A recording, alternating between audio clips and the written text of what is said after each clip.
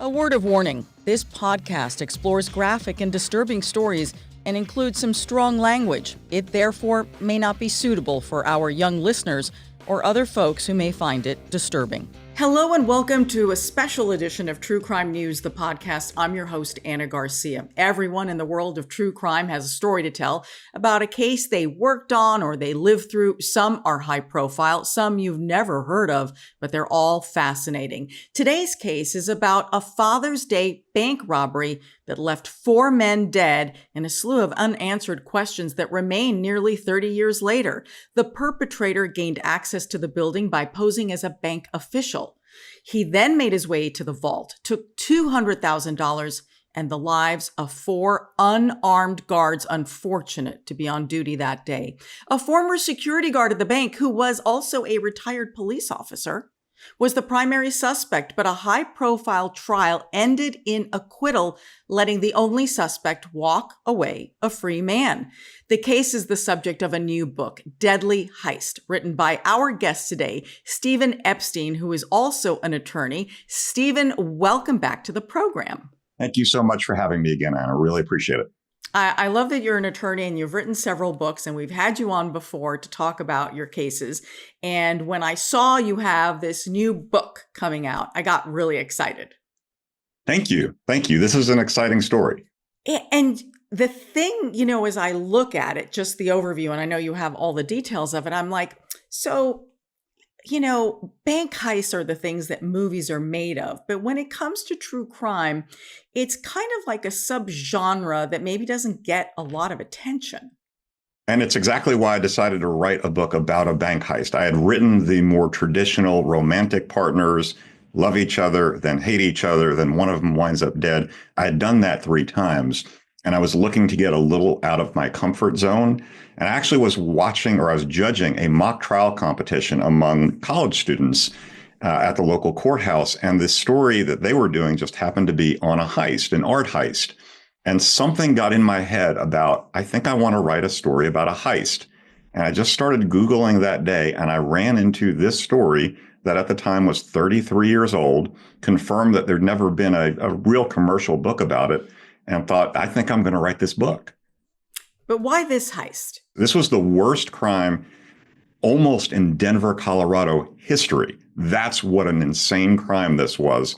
4 bank guards slaughtered in minutes, $200,000 stolen, and this massive manhunt to try and find who this might have been. 70 different officials with the FBI and the Denver police were involved in this task force that literally were working 24/7 with a community on edge, not wanting to leave their homes, locking their doors for the first time, in a day when news was absorbed through newspapers and through the local TV news. The internet did not yet exist as we know it. Cell phones were, as I say in the book, they were dumb as a post and thick as a brick. And so it was a completely different era. And this community in Denver and Colorado generally, they were riveted to this story and at the same time deathly afraid. And this went on day after day after day. And the FBI and the Denver police, the spokespeople were put on the spot every day, microphones stuck in their faces. What do you know? What can you tell us? Are our citizens safe? And the best they could say was, we're working on it. And we think we're going to get there soon. And there was enormous pressure on them to solve this crime. And they actually went through multiple suspects before they landed on the guy that they charged. And that was the most fascinating aspect of the case, because the guy that they charged was one of them, who for 25 years had protected Denver as a cop, eventually retiring as a sergeant in 1986, 5 years before this crime. And to top it off, he had spent 14 months working as a security guard in this very bank until August of the prior year. So he was in that bank patrolling its hallways in the same room where the slaughtered guards were found for 14 months up until a few months before this crime. And that, I think, is what's so troubling to me, that, again, he was acquitted. But to think that a former police officer would shoot and kill 4 unarmed guards, and there were other employees there that day, that's the part that I'm having a lot of trouble with. Like, I am not surprised that he was, we're going to get into the case, but I wanted to get that little headline from you on, why you think he was acquitted. Well, he was acquitted. We're going to have to get deep into the weeds to understand why he was acquitted. But if I said two words, that would be the banner heading of why he was acquitted. Eyewitness identification. That's going to turn out to be the most important theme in the case. In the book, I question that whether it should have been, whether that should have been the primary focus. And the reason why I question that is pretty obvious to me, at least, which is the guy who actually did this was spotted by 6 bank tellers who he was robbing at gunpoint after he had killed the 4 guards, and he was heavily disguised. He was wearing a narrow-brimmed fedora hat, dark sunglasses, had a bushy mustache, a Band-Aid over his face, was wearing a suit. And so other than being white and being maybe about 6 feet tall, give or take, how you were going to be able to describe him was anyone's guess. And these bank tellers, they were in his vicinity for all of 8 minutes. And most of that time, they were lying on the floor face down because that's what he told them to do when he got there. Or they were locked in what was called a man trap, away from the action of where he was actually holding one of the tellers hostage and forcing him to patrol around the cash vault and stuff money in the bag. So you had wildly varying descriptions of him. But more important than that, how are you going to be able to identify someone who is so heavily disguised? That was the whole point. And yet the entire trial came down to, do you believe these tellers who say this is the guy? I'm going to make it even more complex than that and even more difficult for what the prosecution faced. These same eyewitnesses had been shown massive photo binders of every guard who had worked in the bank in the last couple of years. And they went through these books of guards. They were DMV photos, and some of them were photos taken by the bank. They were 1 to a page, and they were asked, does anybody look familiar? Does anybody have features that seem to be familiar? This was 4 days after the crime. And guess what? Not a single one of them said, this guy is the guy. And James King, the guy charged with the crime, was one of the photos in the book. Again, it seems to me to be pretty obvious why. Because he was heavily disguised. If it was Jim King, he wanted to make sure nobody knew it was Jim King. So the notion that they weren't going to be able to identify him made sense. But the problem is they then doubled down several days later when they had the same bank tellers, when they believed they had their right guy, James King. They went through a photo lineup of 6 photos, James King in the number 2 position on the top row, and 5 of them identified him as the guy. The same photo they had passed over 4 days after the crime. So that explains a lot about what the prosecution was up against at the trial. I remember that exciting moment when we got my son his first bank account. It was really, really exciting. And I think it really set him up to become a good saver as an adult. So today's episode is sponsored by Acorns Early. Acorns Early is a smart money app and debit card for kids that helps them learn the value of money. Acorns Early Chores Tracker teaches kids that hard work pays off. Just set up chores in the app, set a payment amount, and then tick the chore off when it's done. Acorns Early also lets parents pay allowances automatically, so there's no more rummaging around for cash. Kids can spend what they earn with their very own debit card, and they'll even get to choose from more than 35 customizable card designs. Plus, parents can keep track of where and when their kids are spending, get real-time spending notifications, set spending limits, and more. Helping our kids understand saving and the value of money isn't easy. Acorn Early gives parents easy-to-use tools to help teach your kids without overcomplicating things. Plus, it's a fun way to incentivize them to save money and plan for what they want to buy. Ready to help your kids learn the value of money? Just head to acornsearly.com/truecrime or download the Acorns Early app to get started. Sign up now and your first month is on us. TNCs apply, monthly subscription fee starting from $5 per month unless canceled. So let's get to the morning hours of June 16th, 1991. It's Father's Day. And a man claiming to be a bank vice president by the name of Robert Bardwell called security at Denver's United Bank Tower. So very traditional downtown, big building, not a classic little bank building, but the most tower. iconic building in Denver's skyline, the cash register building. It's actually shaped like a cash register on the top floors. And that's because it was built to become the home of the United Bank of Denver. Love that. So here's what's interesting. So it was the weekend, right? So the bank is closed. It's Father's Day. Father's Day is always on a Sunday.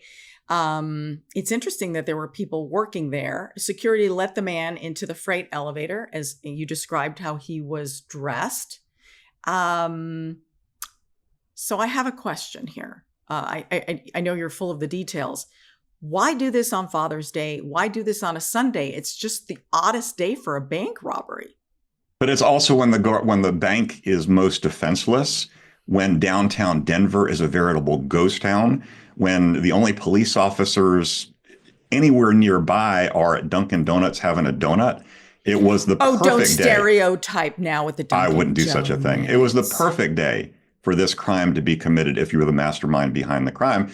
And the person who did the crime would have known that there were deliveries made on Sunday mornings by Loomis, by Wells Fargo, of large quantities of cash, as much as $1 million in cash that were delivered that morning. And there was a counting operation going on in the cash vault. That was the traditional Sunday morning operation at the United Bank of Denver. And somebody very familiar with how the bank worked would have known that.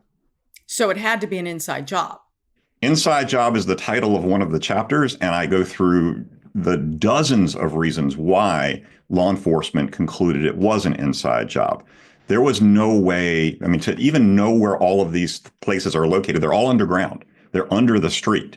So the guard monitor room where the guards reported for duty, where they watched the monitors to see what was going on with the surveillance cameras, that was underground on what's called the concourse level. And just down the hallway was the cash vault, where 6 tellers were working that morning doing the counting operation in their teller booths.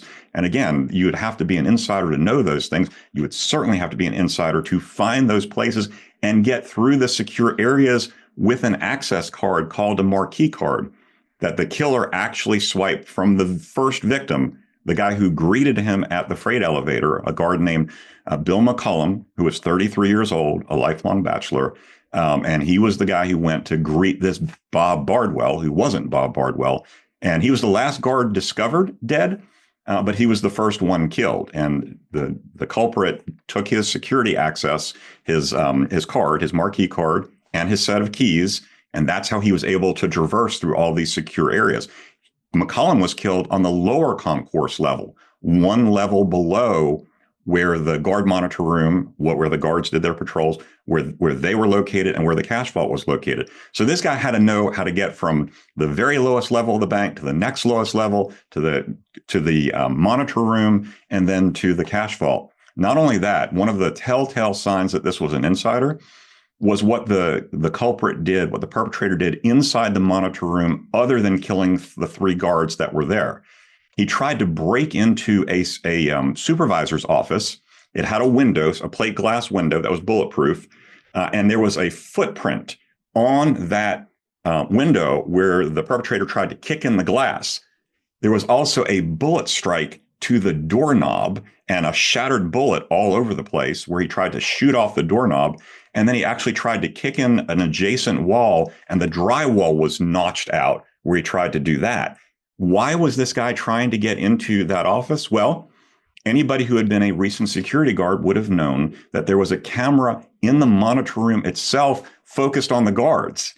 And the videotape that was recording that was in that locked supervisor's office. And this guy who was doing this crime needed to get that tape because he thought, if they find that tape and the camera's rolling, my goose is cooked. He couldn't get in, though.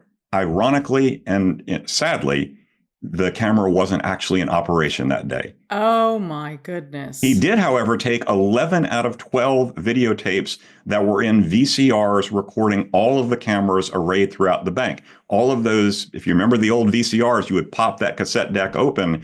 All of the cassette decks except one were popped open and all the videotapes were gone. He had absconded with them. So here's my question about how he accessed just the initial part. When he shows up pretending to be this, bank executive, was there a real Robert Bardwell? Did he have any ID, or that was just enough to get him to the front door, and then that's when everything begins? There was a real Bob Bardwell, and it's one of the first people that Denver police called to say, hey, we think you may have done this. And he said, I didn't do it. And I'm with my family in the mountains for Father's Day. And it was a young bank executive. And somehow the perpetrator got the name off a list and knew that that would be enough to get an escort inside the bank. One of the things that James King, and we're going to talk about him in a little bit, was most pissed off about during his tenure at the bank was the lack of any protection and security for outsiders getting into the building. People came in all the time, and the bank guards were told, yes, if somebody says they're so-and-so, you just accept that at face value and you let them into the building. You don't need to see their credentials. If they call in, they're at the freight elevator, you escort them, and you'll get into trouble if you don't do that. Well, that's exactly how this crime was done, by doing the very thing that James King had complained bitterly about, and how unsafe it was that the bank was allowing this practice. And what about this change in policy? This one really confused me, that he was upset that they had changed a policy on whether the security guards would be armed or not. Yeah. So while James King worked there, when United Bank of Denver was part of the United Bank of Colorado's, and that was the parent company, guards were allowed to be armed, and James King certainly was. He carried the same Colt Trooper revolver that he had carried during his entire 25 years on the Denver Police Department. While he was a guard there, a merger was announced with a much larger Minneapolis-based bank called Norwest Banks. Norwest Banks acquired, it took about a year for the acquisition to go through, and by April of 1991, this is several months after James King is gone, they had taken over the bank, and it was now Norwest Bank, basically. And one of the first policies they instituted as of April of 1991 was to disarm the guards. They were no longer going to, and it had to do with insurance, and how much more insurance was going to be, because costs more if you have bullets and guns. It costs more to insure the operation. And so banks all around the country were basically cutting back on armed security guards to cut back on the costs of running the operation. And that was another thing that really had James King irritated. Even though it never affected him directly, he quit the bank because of its lack of security, is what he told investigators, and he was particularly incensed over this new policy. Again, if you start thinking about these things, James King being the perpetrator starts making a lot more sense. But again, why, if that is the nucleus of this, right? That he's in some weird way out for justice in addition to money, why kill the very people who you identify with and worry about? Well, the question is, did he identify with them, or did he have somewhat of a revenge motive with the bank? And I'll give you another example of the latter. He was actually disciplined as a security guard for refusing to allow a maintenance crew into a secure area of the bank because they did not have proper security clearance and credentials. He was written up by the bank, by his superiors, for refusing to allow the maintenance crew. And like he said, you get into trouble if you try and protect the bank. So the question is, did James King want to teach the people he really didn't like, who made his life very unhappy while he was in the bank, did he want to teach them a lesson? Did he want to show that he was smarter than them? And at the same time, you have to understand that James King's police career started with a bang. He was first in his class of 37 cadets back in 1961. He told people right at that time, one day he was going to become chief of police, and his career was mired in mediocrity. He was passed up over and over and over again for promotions. He mostly had desk jobs, and he retired in complete obscurity. In fact, when this crime occurred and he was charged, most of the Denver police officers didn't even know who he was, because he never amounted to very much of anything. And the reason why he was passed over and over again was because he had a very mild personality, very milquetoast. He did not raise his voice. He was very quiet. Didn't have, this is 1970s, 1980s. He didn't have what you expect a tough cop to have. And that's why they never promoted him beyond sergeant and kept him mostly in desk jobs. Well, he didn't like that. And did he have a motive to say, I can outsmart the people who passed me over for promotions all of those years? So you put all these things together. He's also writing a manual on police procedures that's 300 something pages long. And he's trying to show he knows how to keep police departments safe. And in fact, he is also going to include a chapter on bank security. And that's supposedly what he tells people why he went to work at the bank in the first place, was because he wanted to write a chapter on bank security. He's also writing an autobiography at the same time. It never got very far, but its title was eye-popping. It was A Life, What For? That was the title of his own memoir that he planned to write. The other thing about James King that you need to know, and it fits into the crime, is that he was a chess aficionado from the time he was a boy all the way through the time of the crime. Chess was his passion. He was the head of the president of the high school chess club. He played chess religiously. He was a ranked player in the state of Colorado.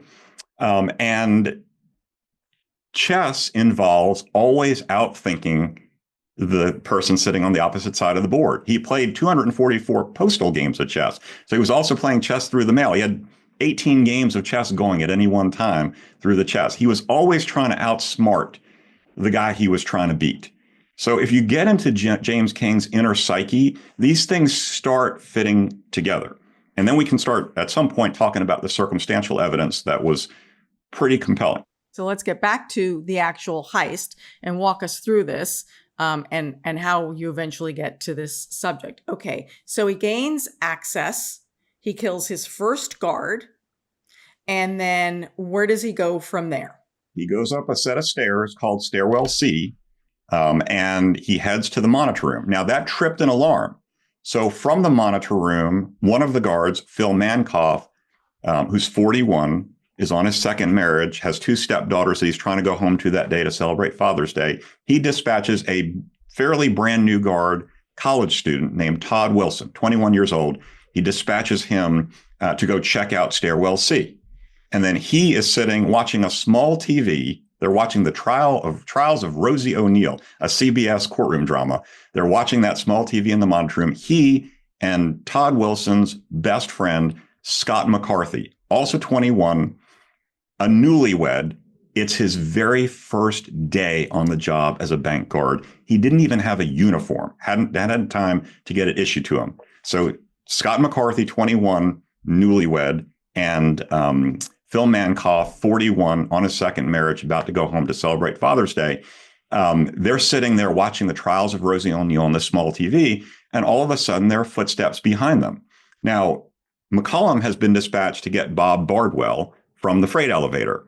Todd Wilson has been dispatched to check out Stairwell C to see what happened with the alarm. So they have no reason to suspect anything other than one of the two of them is returning. This person comes through a secure man trap. They have to swipe in, key in, and get in it. So they have to go through two different doors to get in. And the next thing that Mankoff and McCarthy hear behind them is "get up." And it's the armed invader, the guy who's going to be their assassin.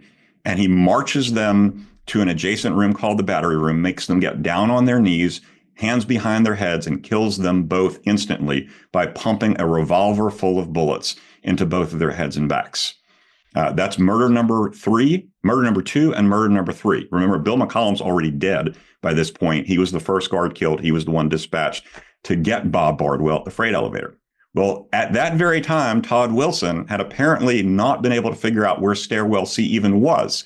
So he's coming back to the monitor room to get a map to figure out if he can go find where Stairwell C is. And there's nobody there, or at least he doesn't see anybody there when he gets back. He gets back 2 minutes after the killer had entered the room. So he's there at 9:26. The killer entered the room at 9:24, and he steps toward the console where all the security monitors are, and the killer sneaks up behind him. And before he has a chance to turn his head or utter a single syllable, he's pumped full of lead from the revolver of the killer, and he drops to the floor like a rag doll. Murder number 4.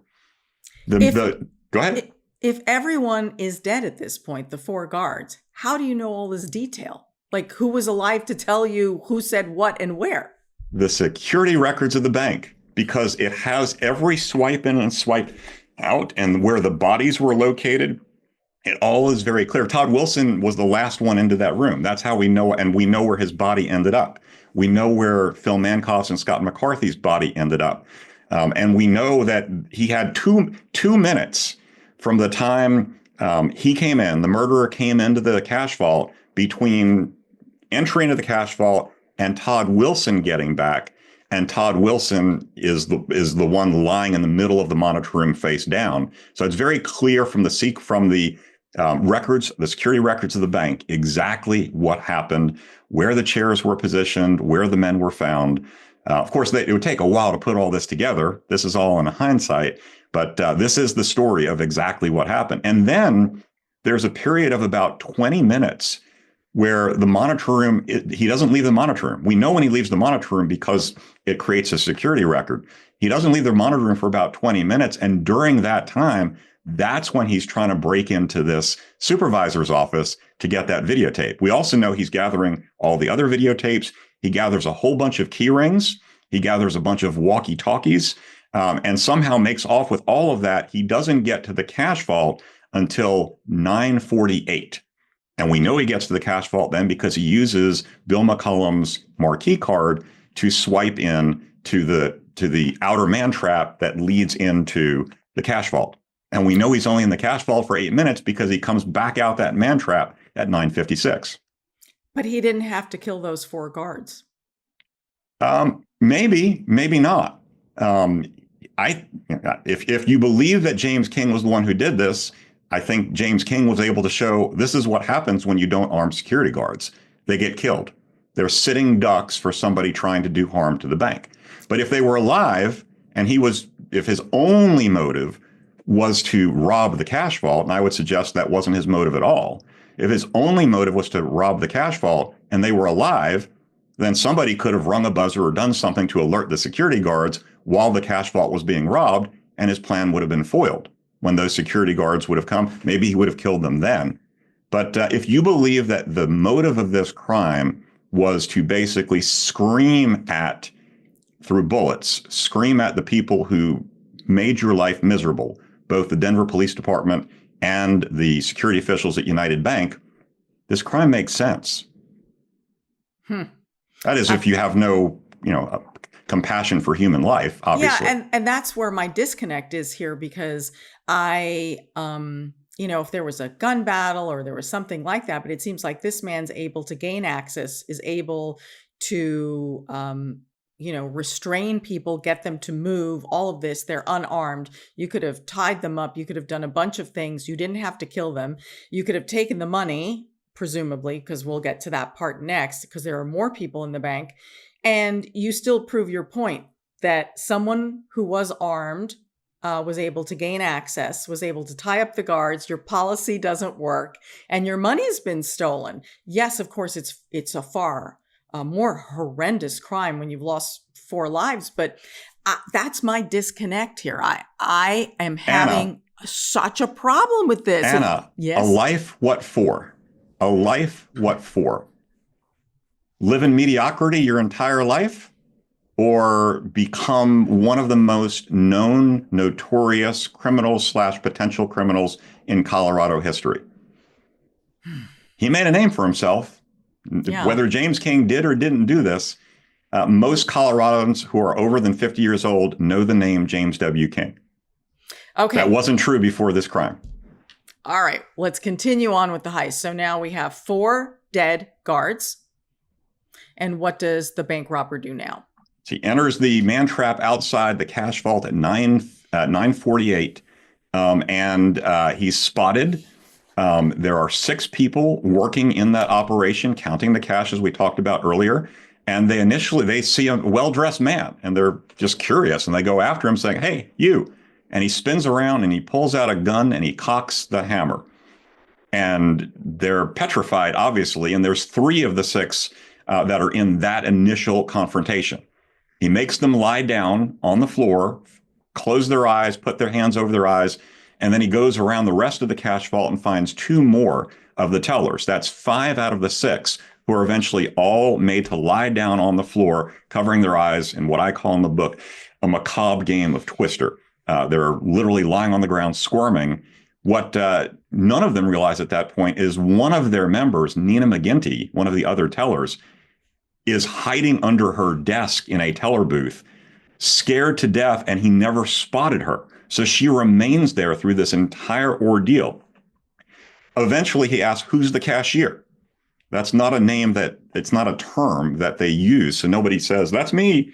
Eventually, David Barranco, who is the supervisor, the manager of the group, says, I'm the manager. And he makes the Barranco stand up, who's now able to look with his eyes. And he marches him around from station to station saying, strap bundles. I only want strap bundles. No small bills. No bait money. So he's actually using lingo that is used in a cash vault or counting operation, like bait money and strap bundles. And he has him fill a doctor's-like satchel with what amounts to about $200,000 in cash. They get to McGinty Station, and Barranco actually sees her hiding under the desk. And he does his very best not to make eye contact with her, not to let the gunman know there's somebody there. And he diverts the gunman to another station, says there's only food stamps being counted at this station. And they wind up at another station, and Nina McGinty is left there. And eventually, when all the cash that is in bundles is dropped in, he had already ordered the other 4 into a man trap from which they can't escape because it's locked from the outside. And they can't get it open from the inside. And then he gets Barranco into the man trap, and he's gone. Again, this all lasted 8 minutes. And those 5 have no idea what's going on with Nina McGinty. They're scared she may be a hostage. They have no idea. They eventually break free. Ironically, it was a spoon that was one of the tellers was able to use to jimmy the lock on the other side of the man trap.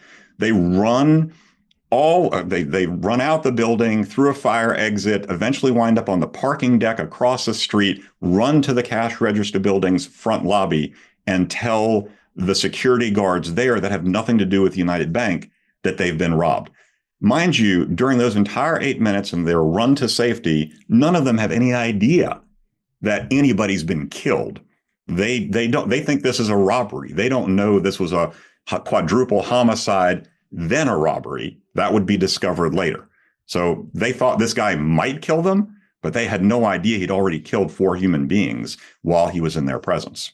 What about bank alarms? Don't these things go off to the police? I mean, I know it was the 90s, but come on. Well, nobody set off. I'm sure there were such alarms if somebody would have been able to set one off, but nobody was able to, again, killed the guards who had the most knowledge about security. So they weren't able to do anything like that. And again, that's why I think he killed the guards for a number of reasons. But one of them was he would be able to get away with this better if they didn't have the ability to stop him, whether physically or by using security procedures to stop him. So they were dead. They weren't going to be of any use. And then the tellers aren't trained in security. The tellers are in a very secure area of the bank that nobody's supposed to be able to get to. How does the bank robber get away? And does he run? Does he have a car? Is there any more information about that?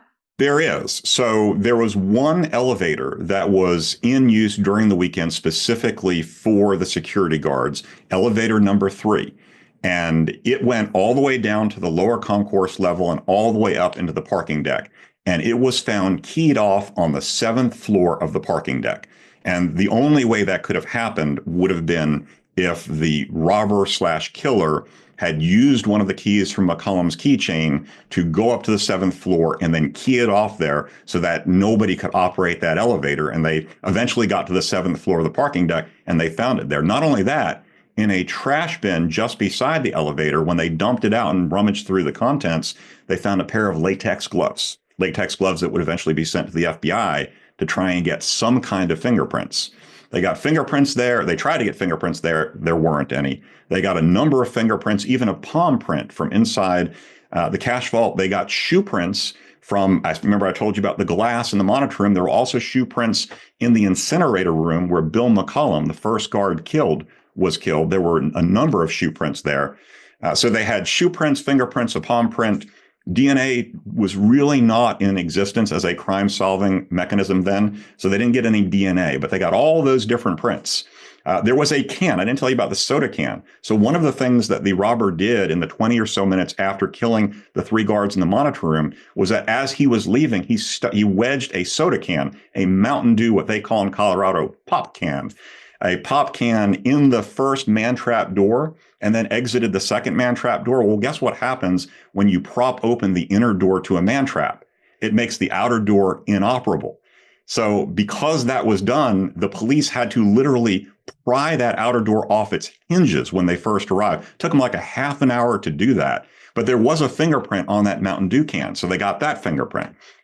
As it turned out, none of those fingerprints, the palm print, et cetera, matched Jim King.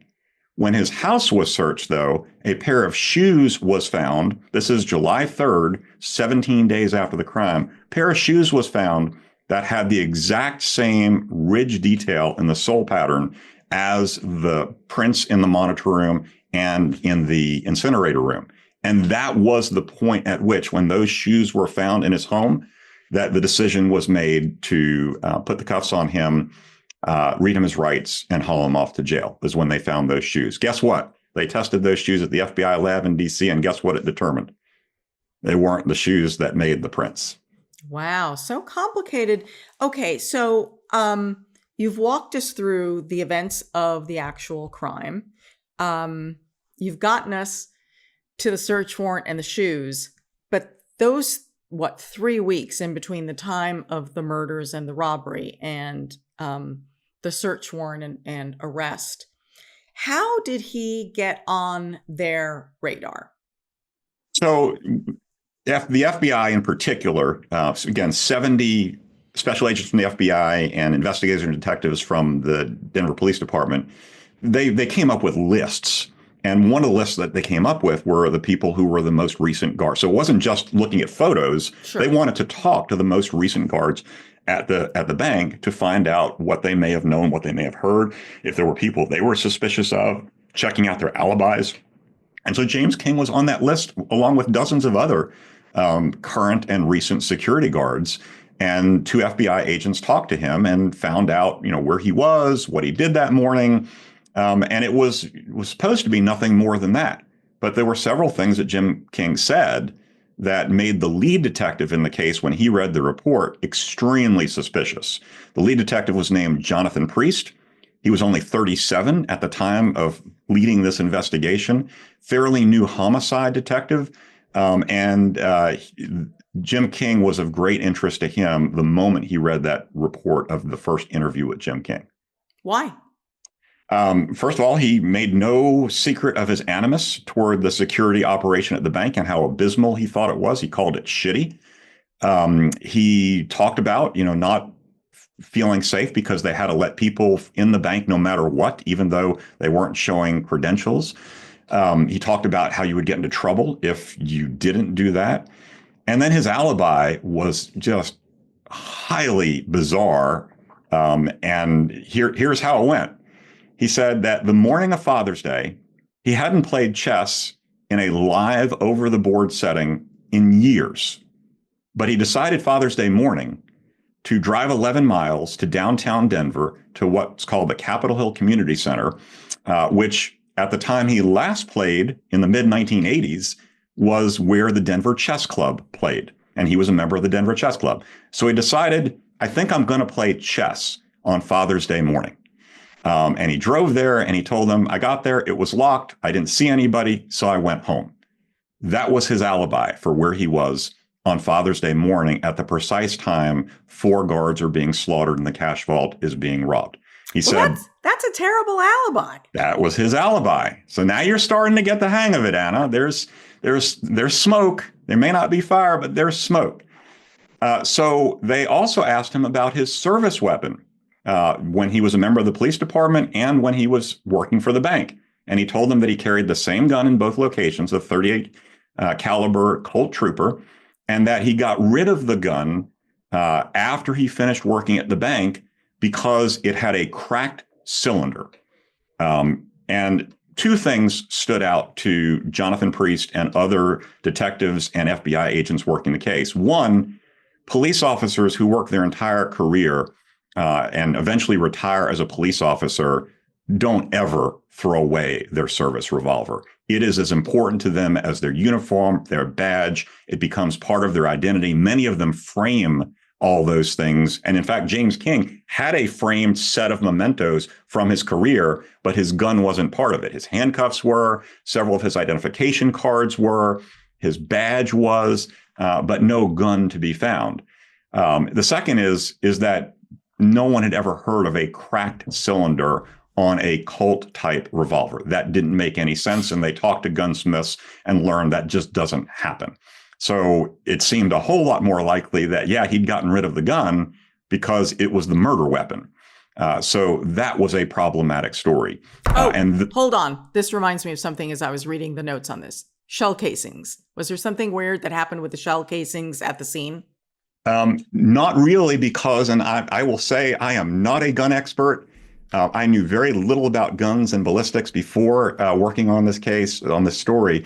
But if you are a gun expert, you know that a revolver, the key thing about a revolver is the casings stay in the cylinder when you fire the gun. And eventually what you have to do when you have fired all 6 bullets is you have to use an ejector rod to open the cylinder, and then you use an ejector rod to force the empty casings out so that you can then put new bullets in. So it's not like you see in the movies all the time now, semi-automatic, a Ruger, a Beretta.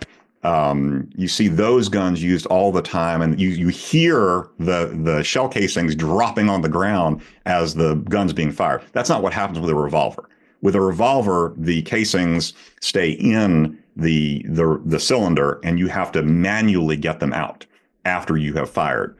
And then, and this is important, you reload with what's called a speed loader. That is like a cylinder of a gun, but just a little piece that has the bullets, and you literally put the bullets face down into the cylinder of the gun, and then you hit a release lever, and the 6 bullets are all loaded at once. Then you pull the speed loader off, you turn the cylinder back into the gun, and you've got the gun loaded very quickly. So police officers, importantly, are typically, at least in Denver, when they fire at the shooting range to qualify every quarter, every year, they are issued new bullets, 6 for their revolver if they have a revolver, and 2 speed loaders, making 18. Well, guess how many bullets were used in the commission of this crime? Just take a wild guess. 18. 18. 17 pulled from the bodies or found, because some of the bullets grazed the bodies and were found. And the 1 bullet that was used to try and shoot off that doorknob. So 18 bullets were used. So there were no shell casings found because the killer would have presumably used his hand to empty out the cylinder each time he was reloading with a speed loader. And not only was James King's gun never found, the speed loaders were never found, and the police belt that he wore both as a police officer and as a security guard was never found. And he ultimately told the people questioning him in successive interviews he had thrown all those things away too. Okay, so he gets arrested. And as I was looking at the historic news videos, which are fascinating, because it just really gives you a sense of the time. You've got, deputies and police officers who are standing there opening doors for people to get out, yet they're smoking or they got cigarettes. I was just like, everybody's got facial hair too. There's not a single person involved in this investigation at the time. The facial hair is amazing. It's from the 1991. It's amazing. And then as they're putting the bodies of one of the victims into the back of a station wagon, it's like an old rickety, cot. It's a gurney. Gurney. And it's like it's being shoved into, and like really being, it's everything about it just very Wild West. Right? Denver, Colorado. Yes. A favorite city of mine. But it was just so telling. And then I found it fascinating when he gets arrested. TV reporters are handling that and the interviews, and how there's this big statement that's made that they're not going to show his face initially because they need to do a lineup, and there's a big thing between a live lineup and then a picture lineup. You want to walk us through that? Yes, I will. So July 3rd was a very significant day in the investigation. That's the point at which John Priest and his colleagues had decided James King is our guy. We're going to do the search. We're going to get an arrest warrant and a search warrant, have them both at the same time. Mind you, the search is happening. Jim King is sitting on the front porch being babysat by a police officer. Fireworks are going off literally just across the street at a fairgrounds for July 4th. They did the fireworks on July 3rd. That's happening. All the people are watching the fireworks on one side of the street, and this avalanche of police officers and FBI officers raiding James King's house on the other side of them. All of that's happening. And the reason why that's happening that night is because they did a photo lineup, as I told you earlier, with James King's face in the number 2 position, that one of the tellers had identified that's the guy. Just one of the 6 tellers identified. They said, okay, we've got it. That's enough. We've got probable cause. We're going to do the search. We'll probably make the arrest. And then after his arrest, they wanted the other tellers to go ahead and look at that same photo lineup. And that's why they didn't want the media to start showing pictures of James King. They didn't want to taint the ability of the other tellers to have a clean look at the 6-person lineup, where all of the tellers except one also eventually picked James King's face out of those 6. So let's get to the trial, because what's also fascinating about this is the trial was actually televised. It's one of the first trials to be televised. I know many by Court TV. Yeah. By Court TV. Many of us, I always refer to the O.J. Simpson trial as really the trial that changed everything for live court reporting. It was also at the time of the Menendez brothers. And those are, cases that just about everyone knows. This case, many people have not heard of. This is that's another reason why I wanted to tell the story, because this is not a well-known story, but it is just as captivating, if not more, than the OJ case. So it was ripe to be told. And fortunately, I was able to acquire at great expense the Court TV footage and watched every moment of this fascinating trial that lasted for nearly 3 weeks. Got to really know the personalities involved. One of the most flamboyant lawyers ever to grace a courtroom, Walter Garash, who was James King's primary defense lawyer. And guess how the two of them met, Anna? At a firing range or a chess game? No, they met across a chessboard when they were both members of the Denver Chess Club. Okay, so I was right in the second one. I got it. And that's who James King called in between interview number 1 and interview number 2. He called Walter Garash and said, I think I might need a lawyer. And Garash is like, yeah, no, they're not going to charge a cop with it. Everybody knew about this crime. It was all that was on the TV news. It was all over the newspapers, and like, no way. And it's funny because when they came to interview James King a second time, he wouldn't let the officers in. He said, my lawyer told me not to let anybody in. And yet they said, oh, we just want to talk to you. We know you work for the Denver Police Department, that you used to work at the bank. You have a lot to share with us. And he opened the door wide and let them in and continued to incriminate himself. But the trial between Walter Garash on one side, his associate or his partner, Scott Robinson, who himself became somewhat of a TV legal analyst in Denver circles. He's well known in Denver, who was a fabulous courtroom lawyer. They did just a bang-up job, and they had a lot to work with, and they did it well.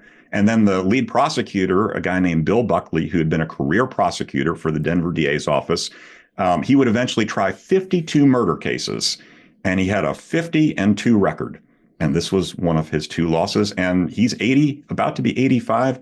He goes to bed at night to this day, still wincing at his memory of facing the family members after the jury came back with an acquittal. Mind you, the jury took 9 days to reach that result. To this day, the longest deliberation in a criminal case in Colorado history. Let's talk about the trial. Did he take the stand in his own defense? He did, and it was riveting. And This gets back to what the themes that they were building up on both sides at the beginning of the case. The theme that the defense was building up was James King is a mild-mannered family man, soft-spoken, kind, gentle, and he protected each and every one of you and your families for most of his professional life. And the prosecution would constantly harp on the theme, don't judge a book by its cover. And they knew that there was a high likelihood King would take the stand, and he would not appear from the witness stand to be the type of guy who would be capable of slaughtering 4 defenseless human beings. So they were each working those angles in addition to talking about the evidence during his testimony. King did come across as very mild-mannered. He answered forthrightly. He seemed to be comfortable on the witness stand, never cracked a smile, always a deadly serious expression. Even if something funny happened in the courtroom, he would just stare. Made a very odd presence in that way. Yes, he was calm, but there was something eerie about James King, in my view. And then on cross-examination, it took a while, but Bill Buckley started going after the low-hanging fruit, and he made some really good points that made jurors think long and hard about the chess alibi, number one, the gun and how it made no sense that it had a cracked cylinder and that he discarded it. And the biggest piece of evidence there was that James King testified that he discovered the crack in late June of 1990. But he continued working at United Bank of Denver until mid-August. So he spent another nearly 2 months at the bank using a gun that he knew had a cracked cylinder. And his reason for trashing it was, in his words, it was too dangerous, because that cracked cylinder meant if you fired, it would explode in your face. But he continued carrying that gun for another 2 months after he discovered the crack. That made no sense at all. And then there was a third piece of evidence that Buckley hammered away at, which was discovered after they arrested him. One of the things they found during the search was an account for a First Bank of Westland where James King had a security deposit box. Well, the very day after the massacre, June 17th, James King shows up at the First Bank of Westland, and guess what he wants? He wants a larger safe deposit box. And so they actually had, as a witness at the trial, the attendant at First Bank of Denver talk about her interaction with King that next day and how she watched him come back to the bank several times between that day and the time of his arrest 18 days later, each time carrying an expandable green folder and always going into a secure private room to look at whatever he was doing, never letting anybody see what he was doing. So that's what you're supposed to do in a safe deposit box bank, well, right? Actually, who's going to be doing this stuff with cameras? I always go into the room. So actually what the attendant described was that most people use the stand-up area to just open their box, put their stuff in, take their stuff out, and that the private rooms were not often used. But every time James King went, he used that private room and took this expandable folder, whatever was in, whatever was out. Turns out they searched it right after his arrest. There was no loot in there, but it was certainly their belief that he got that box as a place to store the loot until he could figure out what to do with it. So those 3 pieces of evidence were huge on cross-examination. So the verdict, what was going on in the jury room? Because again, looking at the historical videos, fascinating to hear the interviews and just the reaction of the people on the street, how people understood why he was not convicted. I don't think it was a shock. What was going on in the jury room gets right back to the 2 words that I told your audience about at the very beginning: eyewitness identification. Unfortunately, the prosecution team, because of the hand they were dealt, focused a lot of energy on eyewitness identification. And the defense team was able to make a number of great points about why the jury should not trust the eyewitness identification. The heavy disguise, the fact that all of the tellers had passed over this exact same picture 4 days after the crime. The words that they used, both Scott Robinson and Walter Grash, was that these people exonerated James King 4 days after the crime. They used that word over and over again. They exonerated him when they said no, that wasn't the guy. They can't change their mind later and say, oh, I've changed my mind. He now is the guy. That's certainly reasonable doubt. And then there was one other thing about James King. On his face were a collection of about 8 moles. They were flesh colored, but they were bumps on his skin. And even with the Band-Aid wherever it was, the thought was some of those would have been visible to, even with his hat on his forehead, some of them would have been visible to the tellers, and not a single teller had described the culprit who invaded the cash vault that morning as having any moles or any blemishes on his face. And they would bring Jim King as a human exhibit up to the witness stand for every one of the tellers and say, do you see this mole? Do you see that mole? You didn't say anything about that when you were talking to investigators right after the crime, did you? And they all said that they didn't. And then the final thing that I think really helped the defense was an expert witness named Dr. Edie Green from a university in Colorado who came to testify about the problems with eyewitness identification. And she had done a study with her own students, an experimental study, where she took the faces of 6 very famous men, including Harrison Ford, President George Bush, the first one, the dad, who was president at the time of these events, and several others, Marlon Brando, Jack Nicholson. And she had an overlay with a fedora hat, dark sunglasses, and a bushy mustache over each of them. And she would ask her students if they recognized who the men were with the disguise and then without the disguise. And of course, there was a tremendous difference in the number of students who recognized the men with the disguise versus, almost nobody did with the disguise. And lots of them, especially for like George Bush and Harrison Ford, they recognized who it was. Harrison Ford was the biggest megastar that year in 1991. And it all the chickens came home to roost with the very first witness for the prosecution, David Barranco, the teller, the cash vault manager, who was the one that was paraded around the cash vault by the assassin, by the killer, and made to stuff the bag with money.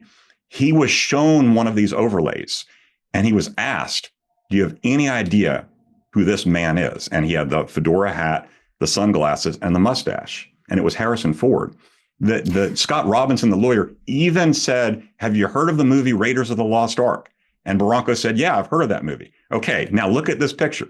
Do you know who it is? And he stammered, and he looked down, and he mumbled, and he eventually said, no, I'm sorry, I have no idea. And then in a theatrical display, Robinson pulls off the overlay, and you see Harrison Ford's very famous face, and you see the look in Barranco's eyes of complete and utter defeat and resignation. And that was emblematic for, in my view, why the prosecution team couldn't get a conviction in this case. It's because they had doubled and tripled down on eyewitness identification. And it was kind of ridiculous to think that people were going to be able to identify this guy who they'd never seen before wearing the disguise that he was. You can't identify Harrison Ford, the most famous movie star in America, with that disguise. How are you going to identify somebody you don't know? And that was a very impressive argument, especially when the legal standard is you have to convince a jury beyond a reasonable doubt that you've got the right guy. Despite all that, Anna, the majority of jurors believed James King did it.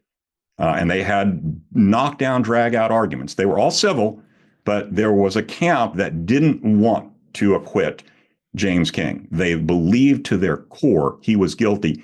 The foreperson of the jury, who I've had numerous conversations with, believed to her core that James King was guilty. But she understood the judge's instructions, and she understood that it was their obligation, if they had any reasonable doubt, that they had to vote to acquit. And ultimately, the last juror was finally worn down and said, I surrender. I will vote to acquit, even though he and many of the others couldn't sleep at night for weeks after that, believing they had let a guilty person go free. And what happened to James King? James King then went home. He had a celebration at Walter Garash's law office and lived the rest of his life unemployed.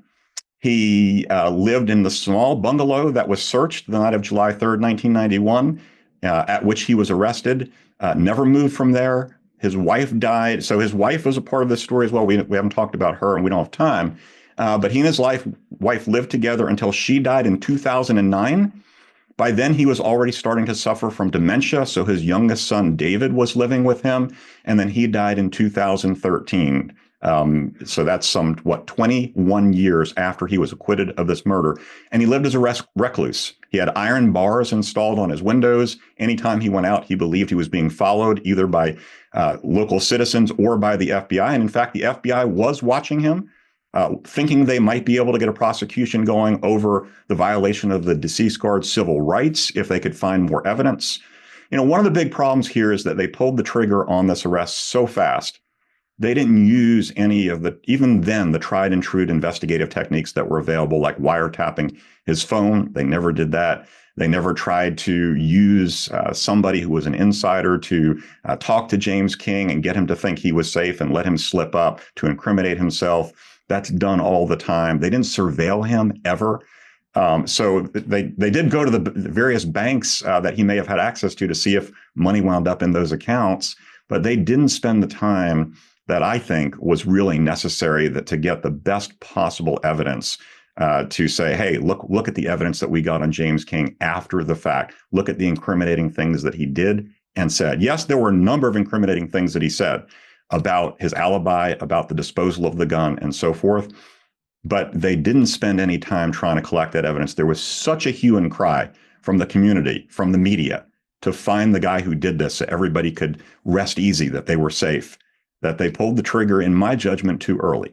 And that's why the evidence against James King wasn't as strong as it potentially could have been.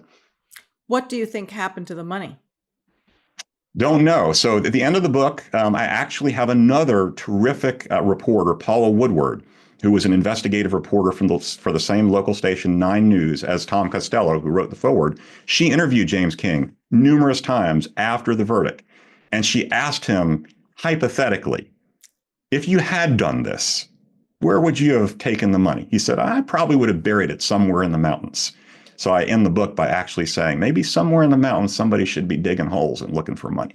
This has been so fascinating. I love to hear, the excitement in telling of a case and a story and the detail, and it's all there. And so sad that there has not been justice for the 4 people whose lives were taken. That to me is the massive tragedy in all of this.